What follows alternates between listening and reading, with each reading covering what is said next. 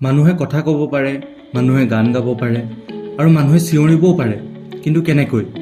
আপুনি নিশ্চয় জানিব বিচাৰিব আমাৰ শৰীৰৰ ভিতৰত এনে কি বস্তু আছে যি সাউণ্ড প্ৰডিউচ কৰে, যাৰ জহত আমি কথা ক'ব পাৰোঁ, গান গাব পাৰোঁ আৰু চিঞৰিব পাৰোঁ। আজিৰ এই ভিডিঅ'টোত আমি এইটো টপিকৰ ওপৰত কথা পাতিম। নমস্কাৰ, বিজ্ঞান চেনেলৰ এটা নতুন ভিডিঅ'লৈ আপোনাক স্বাগতম। আমি সকলোৱে জানো সাউণ্ড প্ৰডিউচ হ'বলৈ ভাইব্ৰেশ্যন হ'ব লাগিব।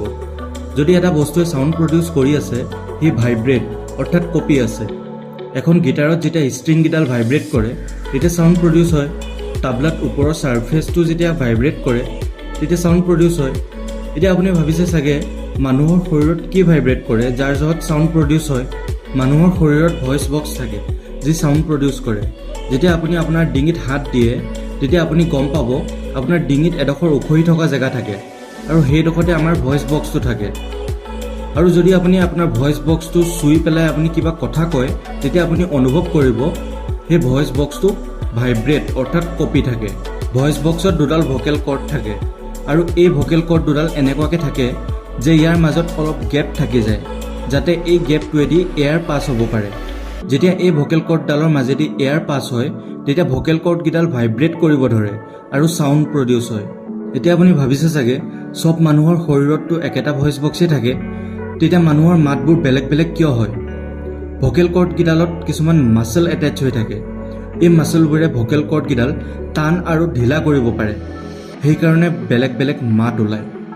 মতা মানুহ, মাইকী মানুহ আৰু সৰু ল'ৰা ছোৱালীৰ মাতবোৰ বেলেগ বেলেগ কিয় হয়? ভইচৰ কোৱালিটি সম্পূৰ্ণ ভকেল কৰ্ডকেইডালৰ লেংথ অৰ্থাৎ দীঘল বা চুটিৰ ওপৰত ডিপেণ্ড কৰে। আপুনি এডাল ৰাবাৰ বেণ্ড লওক আৰু টানি পূৰা দীঘল কৰি দিয়ক।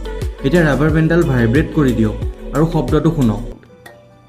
এতিয়া সেই ৰাবাৰ বেণ্ডডাল চুটি কৰি দিয়ক আৰু আকৌ ভাইব্ৰেট কৰি দিয়ক আৰু শব্দটো শুনক। নিশ্চয় আপুনি ডিফাৰেঞ্চটো ধৰিব পাৰিছে দুইটা ছাউণ্ডৰ মাজত। ঠিক তেনেদৰে মতা মানুহ, মাইকী মানুহ আৰু সৰু ল'ৰা ছোৱালীৰ ভইচটো বেলেগ বেলেগ হয় কাৰণ সিহঁতৰ ভকেল কৰ্ডৰ লেংথটো বেলেগ বেলেগ হয়। মতা মানুহৰ ভকেল কৰ্ড 20 মিলিমিটাৰ দীঘল থাকে, মাইকী মানুহৰ 15 মিলিমিটাৰ আৰু সৰু ল'ৰা ছোৱালীৰ বহুত চুটি থাকে আৰু সেইকাৰণে সিহঁতৰ ভইচবোৰ ডিফাৰেণ্ট হয়। আশা কৰোঁ এই ভিডিঅ'টোৰ পৰা আপুনি নতুন কিবা এটা শিকিব পালে। যদি এনেকুৱা ভিডিঅ' আৰু চাব বিচাৰে আমাৰ চেনেলটো ছাবস্ক্ৰাইব কৰি দিব। লগ পাম এটা নতুন ভিডিঅ'ৰ সৈতে। আজিলৈ ধন্যবাদ।